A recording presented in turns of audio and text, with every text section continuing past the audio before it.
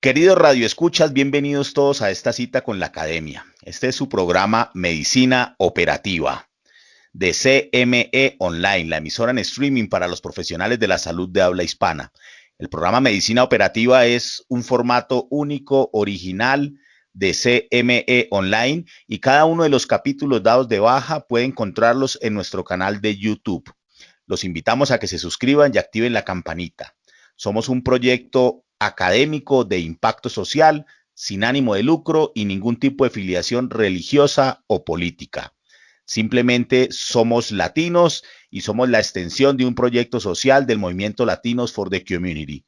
Un saludo para todos y bienvenidos a su programa de Medicina Operativa.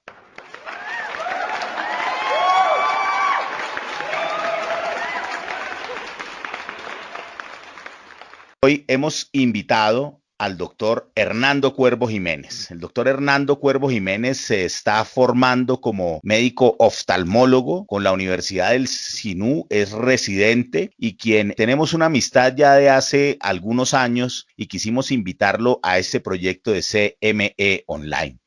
Doctor Cuervo, un saludo muy especial y bienvenido a su programa. El micrófono es suyo.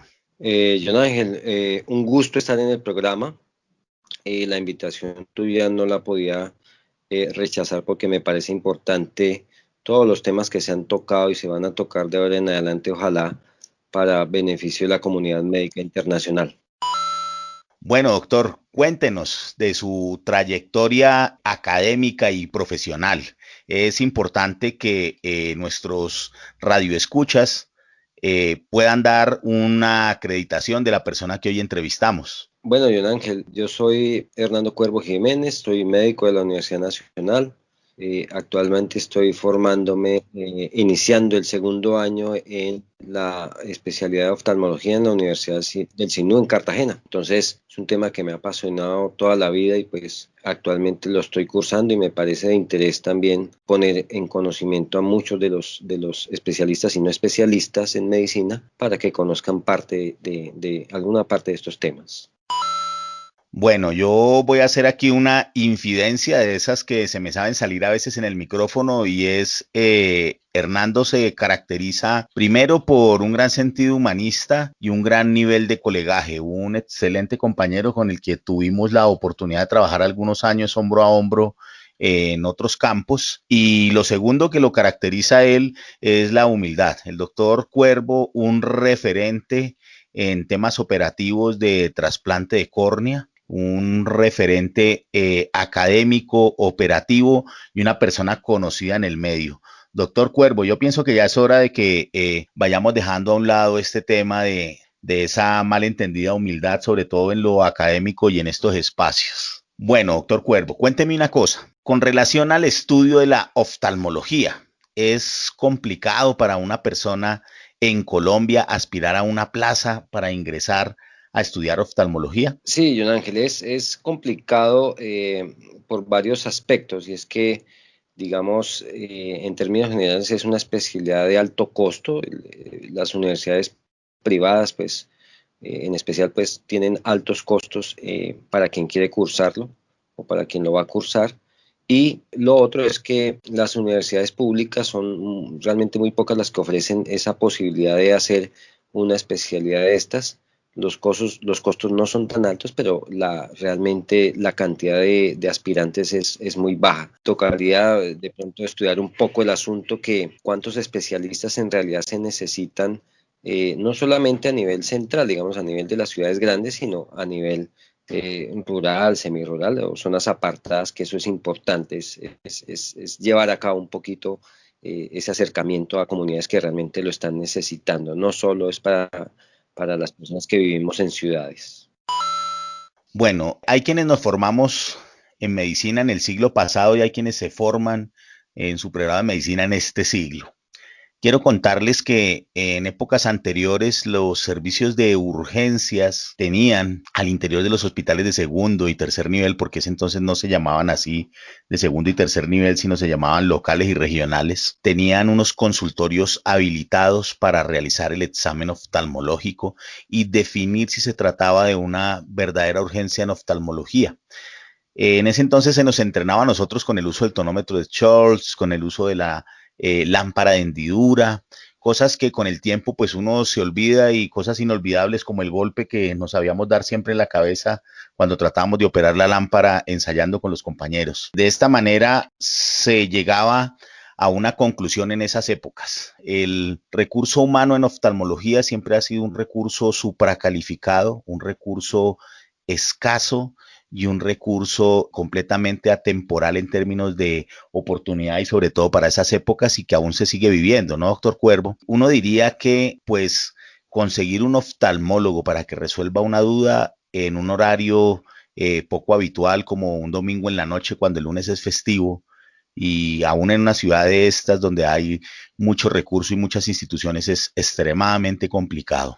La invitación para todos es, poco a poco hemos visto cómo la evolución del sistema ha llevado a que las personas que se forman en el pregrado de medicina tengan la concepción que la oftalmología es una ciencia oculta, aparte, y si bien es cierto que es de un alto nivel, nosotros debiéramos estar en la obligación de entender los aspectos básicos y poder identificar de manera oportuna y precoz cuadros que pudieran tener consecuencias, pues digámoslo así, funestas en términos de las funciones del órgano de la visión y el desempeño con lo que todo esto conlleva, las limitaciones de no identificar un cuadro a tiempo. Entonces, este es como el enfoque que le queremos dar a este programa, doctor Cuervo.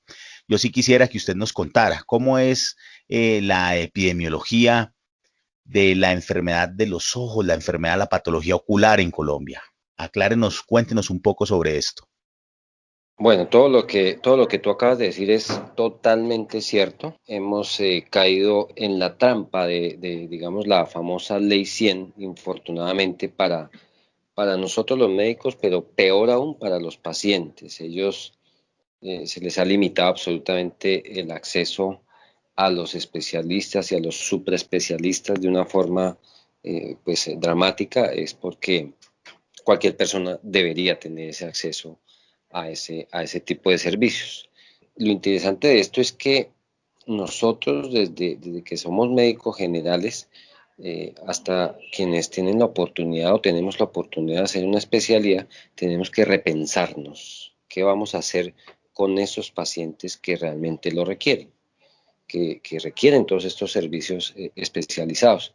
Y esa medicina que tú estabas mencionando de hace años, donde se tenía esa posibilidad del médico general entrenarse un poco en esa parte de la oftalmología que obviamente no es ninguna ciencia oculta, por el contrario, es algo que debemos saber, debemos, eh, eh, digamos, tener siempre dominada, pues precisamente para que no se nos pasen algunos casos especiales de patologías que si no las corregimos como no las sospechamos e incluso las logramos remitir como médicos generales, pues van a hacer un drama el resto de la vida de ese paciente. Entonces, esa medicina era una medicina muy linda.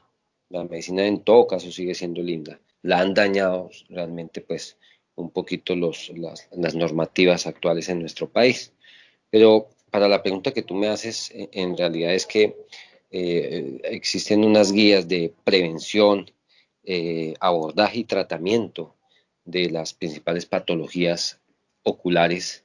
Y lo importante de esto es que los médicos generales tengan la capacidad de abordar, consulten esas guías y que tengan la capacidad de abordar alguna que otra patología, porque no son todas las patologías las que esa guía realmente trata, pero sí, por ejemplo, las patologías en los prematuros, que son, aunque no son tan frecuentes, puede interpretarse eso que están subdiagnosticadas. Entonces, principalmente, por ejemplo, lo que es el retinoblastoma, que casi que es un diagnóstico clínico, es un diagnóstico de simplemente observar, por ejemplo, a un niño con una lámpara desde cierta distancia, desde 2 metros, y uno puede hacer el diagnóstico de esa forma porque puede encontrar en un ojo una opacidad y en el otro el reflejo rojo que normalmente deberíamos ver. Eso para que la gente, para que los demás médicos entiendan es que cuando se toma una fotografía en una fiesta, en una reunión, casi que todos salen con los ojitos, se ven el reflejo rojo en esas fotografías, en las que tienen flash. Entonces, eso lo podemos hacer en el consultorio y a partir de ahí en el consultorio de pediatría, o sea, el niño pequeño, casi que recién nacido, un poquito más grandecito que recién nacido, entonces de 2 mesecitos podemos estarle viendo y hacer el diagnóstico clínico con una simple iluminación, ese tipo de cosas. Hay otras patologías como la ambliopía, que realmente la ambliopía es un drama en cuanto a la salud visual de los niños, y es que hasta los 8 años se tienen que estar revisando con cierta frecuencia los niños porque la ambliopía realmente es esa incapacidad visual del sistema visual de hacer todo su trabajo debido a una deprivación, debido a una patología intrínseca del ojo, y pues eso es responsabilidad de nosotros. Si nosotros no hacemos un diagnóstico a tiempo, ese niño después de los 8 años, por ejemplo, ya probablemente va a disminuir la probabilidad de que su visión sea la mejor. Las cataratas es otra patología de altísima frecuencia. Esta sí ya se presenta más en las personas adultas, en las personas mayores de 60 años, que es la opacificación del cristalino, ¿sí? Entonces, esa es, digamos, una de las causas de ceguera reversible en el mundo en general. Es tal vez la cirugía que más se practica a nivel mundial en términos generales de alguna cirugía.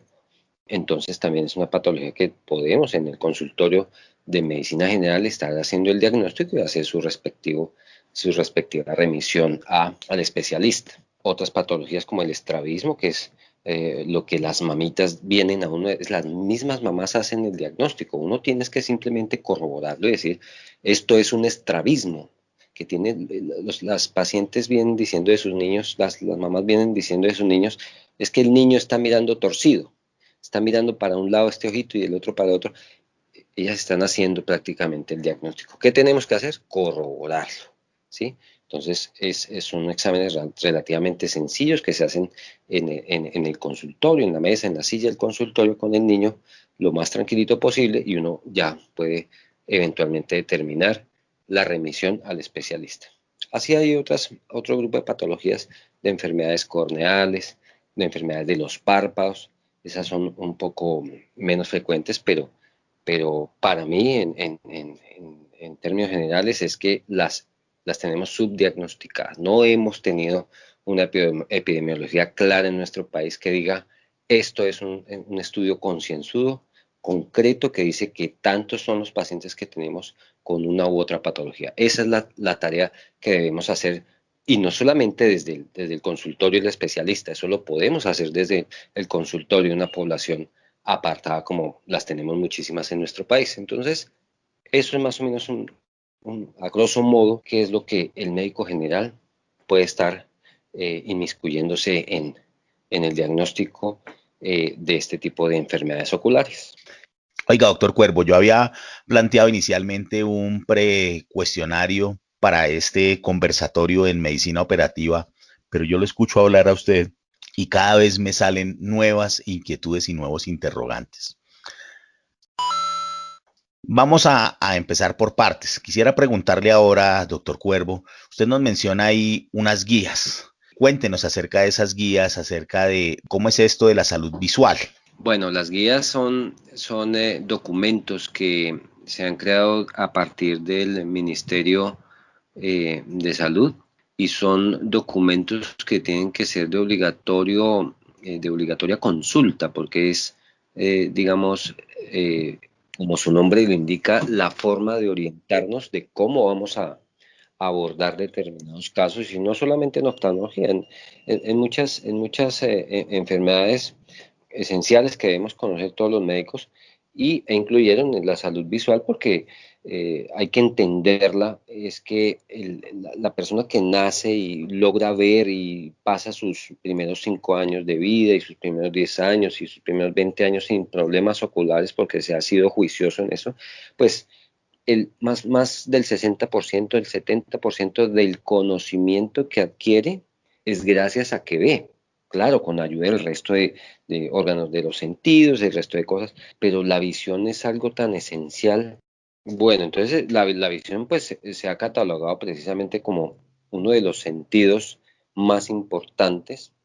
No le resta ni le quita importancia a los demás, porque todo es un conjunto, pero la visión garantiza que el conocimiento que uno adquiera durante la vida, pues le va a permitir precisamente llevar o una buena o una regular o una mala vida. Ese es básicamente. Solo es imaginarse un niño con ambliopía hacia los 10, 12 años, pues va a tener realmente problemas de aprendizaje, ya no le va a gustar aprender, el conocimiento se le va a escapar precisamente debido a esa deprivación de la visión, en fin, una infinidad de cosas. E incluso las personas adultas, cuando tienen problemas que no se han corregido tempranamente, pues van a tener problemas en sus trabajos, entonces no van a poder realizar determinados trabajos porque tienen una mala visión. Entonces la visión siempre se ha catalogado como un sentido supremamente importante en el conocimiento que adquiere el ser humano a través de su vida.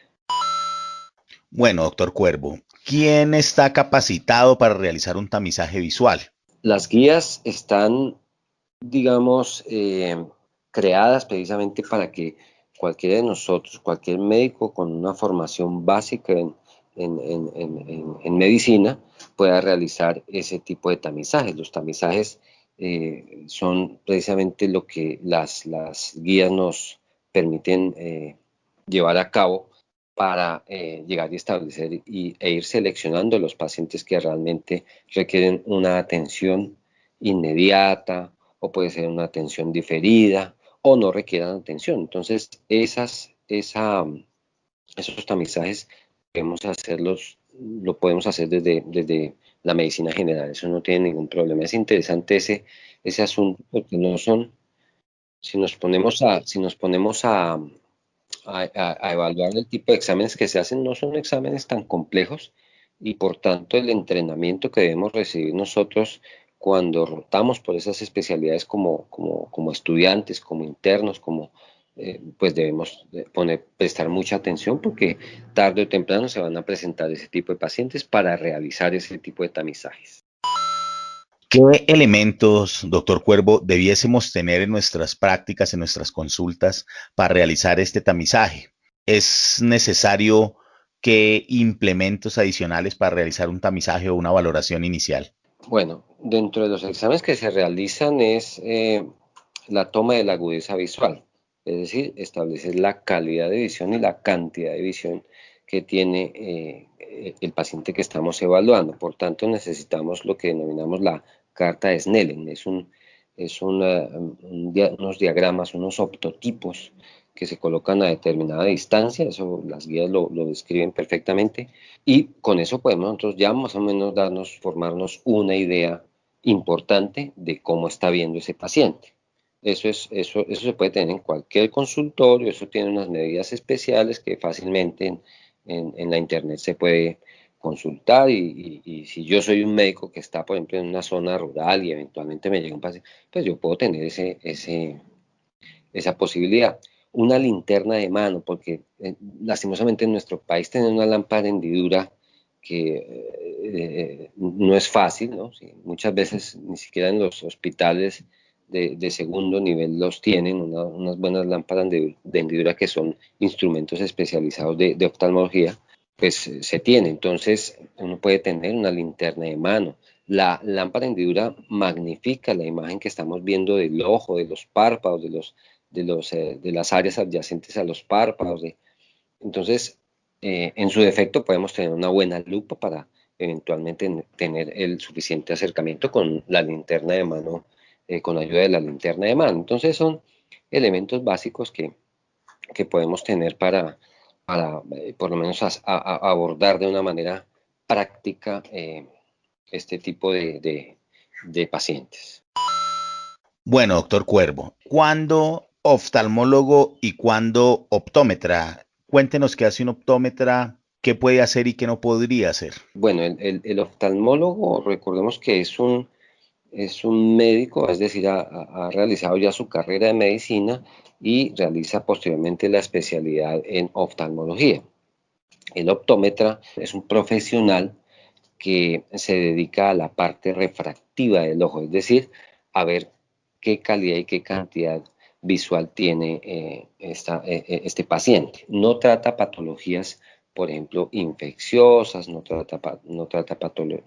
patologías, digamos, de oculoplastia, no trata patologías quirúrgicas, nada de eso, porque a eso se dedica el oftalmólogo, pero sí forma parte integral de la salud visual de un paciente porque es quien más debe conocer con respecto a su agudeza visual, a qué lentes eventualmente le favorecen más, si son lentes de contacto o lentes aéreos o las gafas como les denominamos normalmente, o si requiere eventualmente una cirugía, pues muchas veces el optómetra quien le hace el diagnóstico, por ejemplo, de un queratocono, de un adelgazamiento corneal o de una ectasia, ese tipo de cosas, pero específicamente de la refracción de del ojo del paciente. Entonces, tienen gran diferencia, tienen sus diferencias en cuanto al abordaje médico, quirúrgico, terapéutico,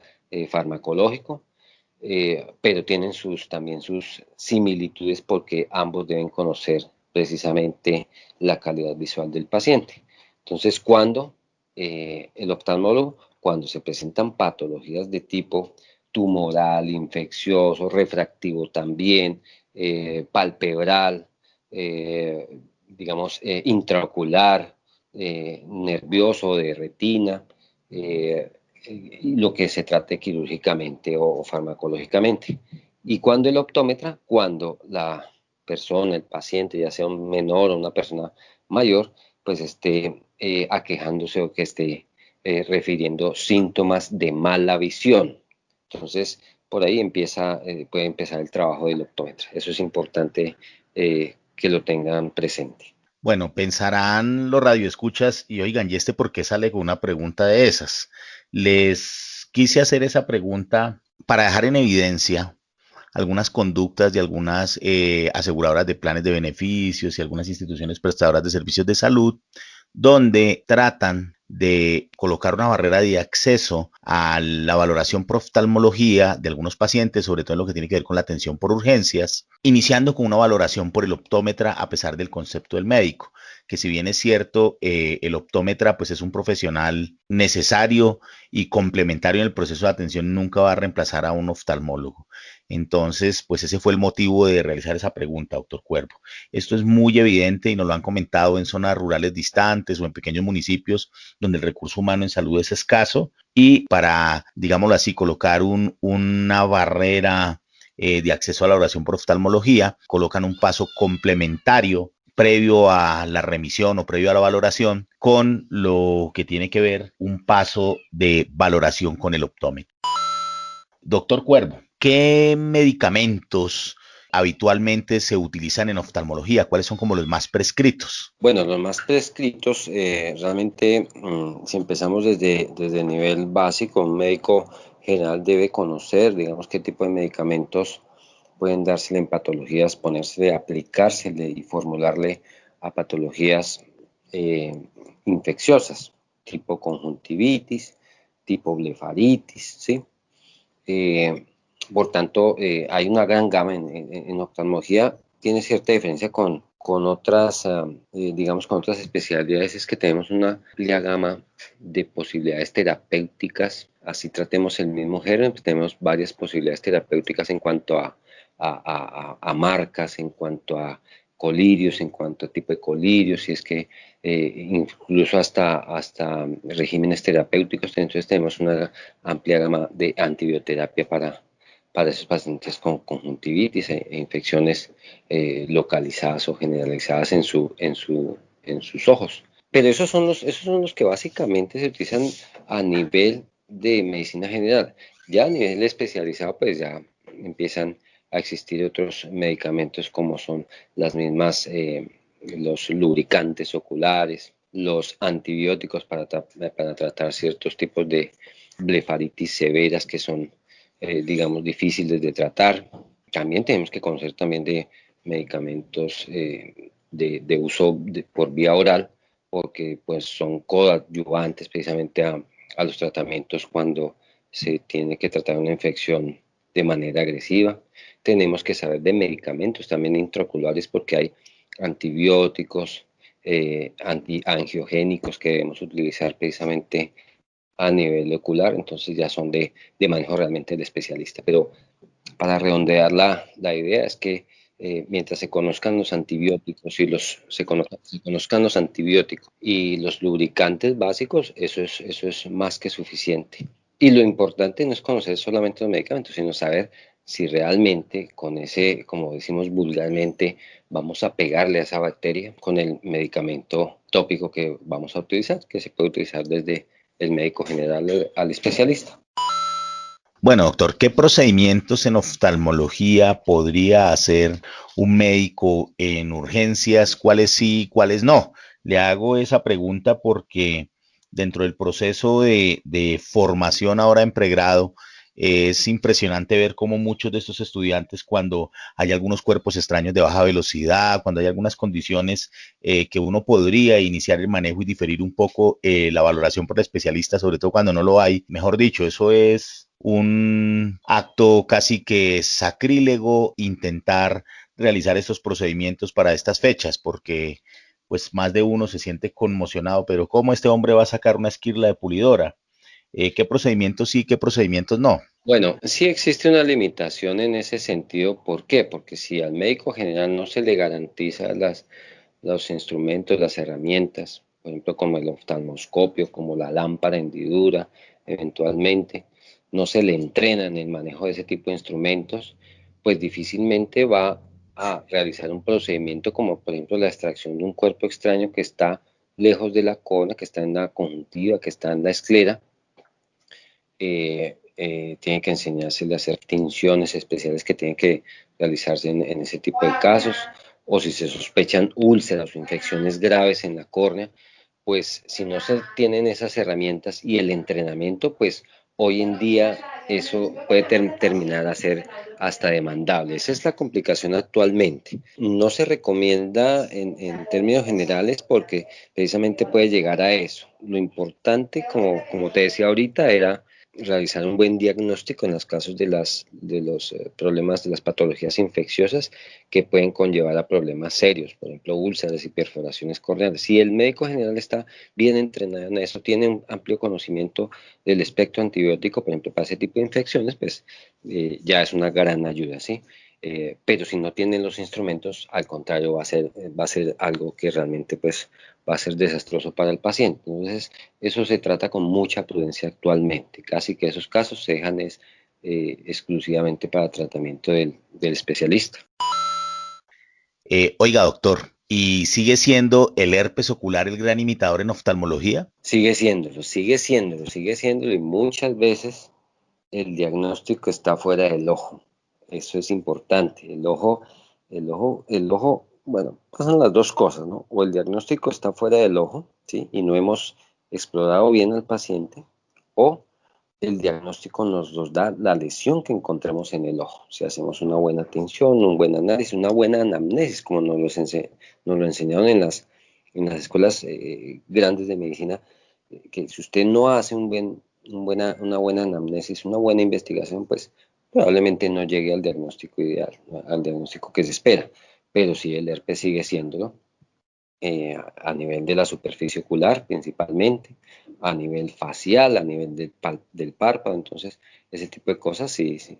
Y hay otras que han cogido fuerza o se está mejor diagnosticando de una manera más adecuada porque podemos ver el fondo del ojo, como es la toxoplasmosis, como es ciertas lesiones que causa principalmente la toxoplasmosis. En nuestro medio es la toxoplasmosis la que causa la mayoría de lesiones a nivel de la retina, que es la parte nerviosa del ojo y es de un manejo complejo. Bueno, sigamos preguntando, sigamos preguntando. Bueno, doctor, cuénteme una cosa. Casos comunes de todos los días, motivos de consulta de patologías graves en oftalmología. Esa pregunta es muy interesante porque uno se estrella a veces. Uno dice, llega el paciente y dice, es que vengo porque me duele la cabeza. Y digamos, uno de residente de primer día, de primer año, de primer día, dice, pero ¿qué tiene que ver la cabeza con los ojos? Eso es algo que toca reevaluar muy bien. Y es que la mayoría y estos son estudios que se han hecho en Sudamérica, en Asia, y es que las enfermedades refractivas, o sea, lo que es la miopía, la hipermetropía, ¿sí? Y el astigmatismo son causa de cefalea. Si no se diagnostican, pues la cefalea va a ser el principal síntoma que va a referirnos el paciente. Entonces, ante la sospecha de miopía, astigmatismo, hipermetropía, pues hay que pensar que esa es la razón de la cefalea. Nos hemos encontrado un estudio en Brasil muy bonito y es que de las consultas que se hicieron recientemente en teleoftalmología, el 60% más o menos que se hacía era por problemas refractivos. Vuelvo y repito, miopía, astigmatismo e hipermetropía. O combinada, digamos que puede haber una de ellas combinada con la otra. Entonces, esa es la principal. Eso se presenta principalmente en personas muy jóvenes, ¿no? Ellos son los que son regulares estudiantes, no les está rindiendo muy bien y ese tipo de cosas. Ya unas que no son, las patologías infecciosas son de alta frecuencia, los cuerpos extraños son de alta frecuencia. Y recordemos que detrás de un cuerpo extraño causado en el lugar de trabajo, pues viene una posibilidad de indemnización, de demanda, todo este tipo de cosas legales, porque si afecta la calidad visual, pues vuelvo y repito, eso afecta directamente el trabajo que esté desempeñando el paciente. Los niños hay que correrles en todo, así como se les corre con un trauma craneoencefálico, así como se les corre hay que correrles en eso. Pero ellos son los que más patología, digamos, refractiva refieren. Y ya las patologías intraoculares, infecciosas, hay unas enfermedades, digamos, sistémicas que se vienen trabajando y estudiando y han subido un poquito en sus frecuencias porque se pueden diagnosticar, digamos, con instrumentos y con exámenes especializados. Entonces, hay de todo un poco, no es fácil hoy en día casarse con una cifra, eso es complejo, pero es más o menos ese el orden en que se van presentando. Las cataratas, como les decía, es gran parte de la consulta del especialista en segmento anterior. Muy interesante, doctor. Pienso que en la medida que su merced va hablando, surgen y surgen y surgen más dudas y más preguntas. Bueno, ¿cómo es el día a día de un residente de oftalmología? ¿Cómo es el plan de formación? Cuéntenos acerca de esto acá en Colombia. ¿Cómo es el proceso formativo de un especialista en oftalmología? El especialista en oftalmología, quien se empieza a formar en oftalmología, debe tener el amplio conocimiento del abanico completo de conocimiento de la medicina en general, porque se venía creyendo que el ojo es una unidad casi sellada, ¿sí? Que solamente se trata localmente, y no, resulta que se han encontrado unas asociaciones inmensas, importantes, y se siguen encontrando y muy seguramente seguirán apareciendo asociaciones importantes con enfermedades sistémicas. Por mencionar alguna, pues las escleritis, que son esa inflamación de la parte blanca, por ejemplo, del globo ocular, y se ha asociado con enfermedades reumáticas o idiopáticas, pero que van por el lado inmunológico.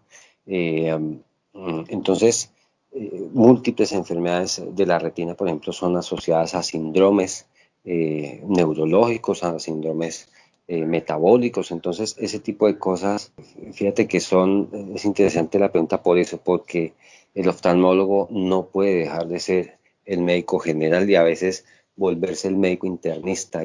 Hay un especialista en Venezuela que recientemente lo escuché y es que no recuerdo el nombre ahorita, pero él es médico internista, pero él da charlas de oftalmología. Y cualquiera diría, pero pues precisamente él está haciendo ese tipo de asociaciones y nos induce pues a seguir estudiando, porque esto es un cuento de nunca acabar. Miles, si esto es lo que conocemos, imagínate tú lo que no conocemos. Entonces, es un mundo totalmente complejo, como la neurología, como la neurocirugía, como la medicina interna misma, como la cirugía, como todo. Entonces, la oftalmología no puede desligarse absolutamente de ninguna de las otras especialidades. Y la formación aquí tiene que ir encaminada a eso. No solamente es tratar el ojito, sino tratar el paciente, o sea, integrar con las demás especialidades un problema que esté presentando un paciente. Entonces, a eso tiene que apuntar. La formación más en nuestro país más o menos está tratando como de llevar hacia ese camino, por ese camino, el estudio en la oftalmología. No es fácil, porque nada en medicina es fácil, es complejo, cada día salen más cosas, pero para eso precisamente nos formamos, para tratar de llenar esos espacios que han estado vacíos durante tanto tiempo, ¿no? Bueno, muy interesante. Fíjese usted.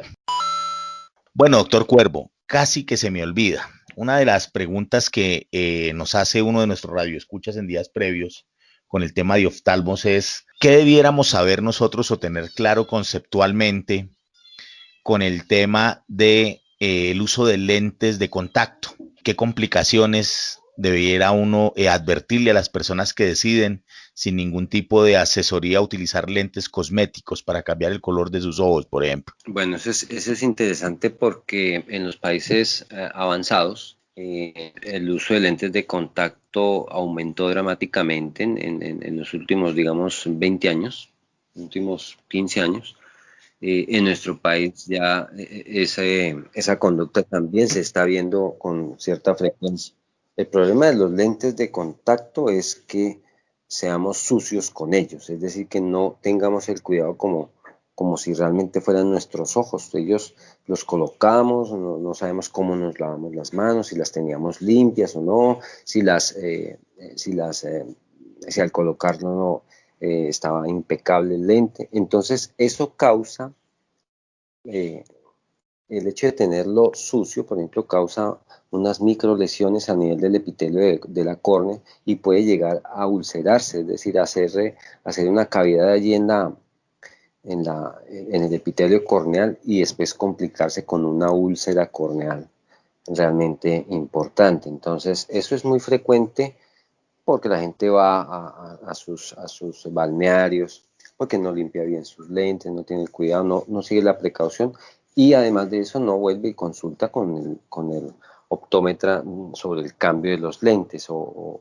no le tiene el mayor, digamos, seguimiento a eso. Entonces es importante tenerlo en cuenta porque en países industrializados, en países avanzados, es causa importantísima de lesiones corneales tipo úlcera. Y las úlceras corneales, una vez se presentan, son de un manejo complejo, no es fácil, eso requiere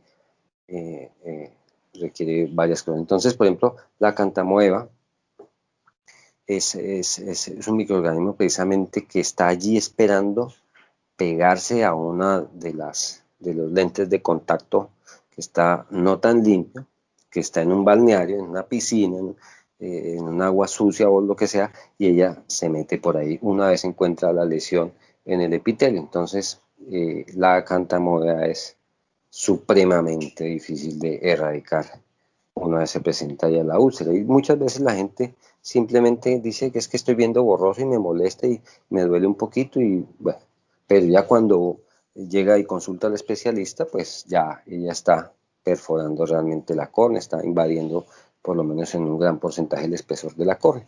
Y el drama viene precisamente a partir de ahí. Muy interesante.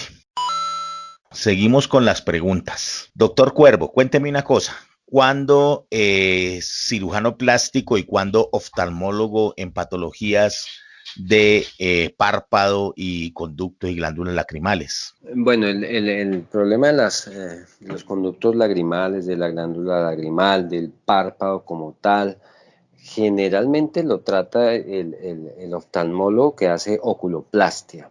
Pero yo he sabido que los especialistas en cara, que son cirujanos plásticos, ellos, algunos están haciendo digámoslo así, como una supraespecialidad precisamente en órbita, en anejos oculares, en ese tipo de estructuras. Por tanto, pienso yo que no hay, digamos, una preferencia como tal. Yo diría que puede estarse manejando integralmente el uno y el otro, eso no tiene mayor problema. Lo importante es que esa persona pues tenga la formación, la experiencia suficiente.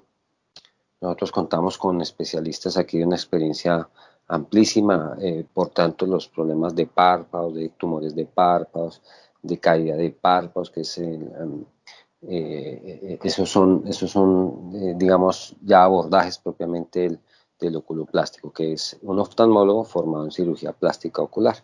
Entonces, y obviamente también lo de vías lagrimales, ¿no? Bueno, la medicina avanza cada día en pasos agigantados y cada día lo que ayer se aceptaba como un paradigma se evalúa, se reevalúa y sigue en un constante proceso evolutivo del saber.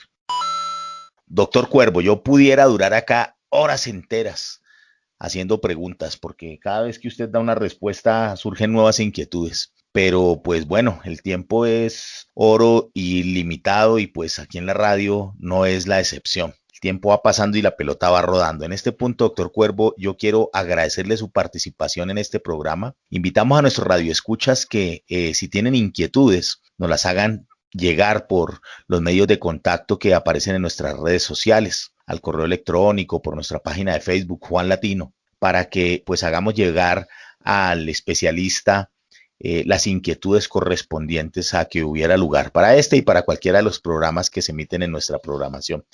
Doctor Cuervo, los micrófonos son suyos. Bueno, John, muchas gracias por la invitación. Realmente es un honor y un placer. Este es un ejercicio que todos los médicos podríamos estar haciendo para muchos temas. Quisiera yo escuchar temas de medicina interna, temas de neurología, ir cogiendo cositas que sirvan, por ejemplo, para la especialidad de oftalmología. No es fácil, como tú lo dices, es infinito. Aquí podríamos pasar años enteros hablando y nunca vamos a terminar, pero quiero agradecerte porque para nosotros es importante que los especialistas de otras ramas y los médicos generales conozcan que la oftalmología no es ese mar oculto que hay o ese terreno escabroso que hay, no, es una especialidad con el nivel de complejidad que cualquier especialidad tiene, pero que es precisamente se trata de eso, de compartir conocimientos, de tener otro tipo de formas de pensar y de ver las cosas. Eso es lo que nutre la medicina realmente. Y yo quiero enviar un saludo muy especial a la Universidad del Signo, a la especialidad de oftalmología, precisamente porque está formando especialistas con un alto nivel de compromiso, no solamente profesional, sino un compromiso social importante que pues tiene que replicarse de ahora en adelante y pues para siempre. Entonces, a mis compañeros de especialidad, a nuestros docentes, que son personas supremamente queridas y supremamente expertas en todos los temas que hemos tratado y muchos más. Entonces, un saludo especial a las directivas de la universidad, por supuesto. Y Johncito, muchas gracias. Yo espero estar compartiendo más cosas en estos programas tan interesantes. Bueno, esto ha sido todo por hoy en su programa Medicina Operativa. Este programa trata tópicos de la práctica diaria del ejercicio de la medicina en cualquiera de las comunidades en las que nos desempeñemos. Somos CME Online, la emisora en streaming de los profesionales de la salud de habla hispana, y este es su programa de medicina operativa. Solo aquí en CME Online. No olvide suscribirse en nuestras redes sociales, nuestro canal de YouTube y nuestra página en Facebook Juan Latino para estar enterado de los nuevos estrenos. Les deseo a todos una feliz semana y hasta una próxima entrega de Medicina Operativa. Muchas gracias.